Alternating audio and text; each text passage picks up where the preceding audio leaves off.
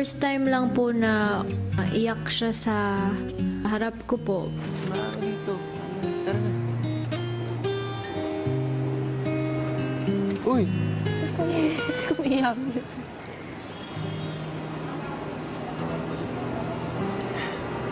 Po, nakakahawa po yung parang nararamdaman ko po yung nararamdaman niya. Stay here. Tayo sa loob, mainit dito.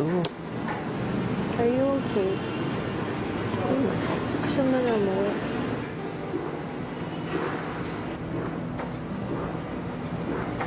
Tayo sa loob. Hindi ko talaga alam kung paano po siya lalapitan kasi baka gusto niya pong walang makakita po sa kanya na ganun siya. Pero kasi minsan po di ko rin mapigilan na kamustahin lang po siya. Ba't ka nahihirapan? Hindi naman nahirapan. Parang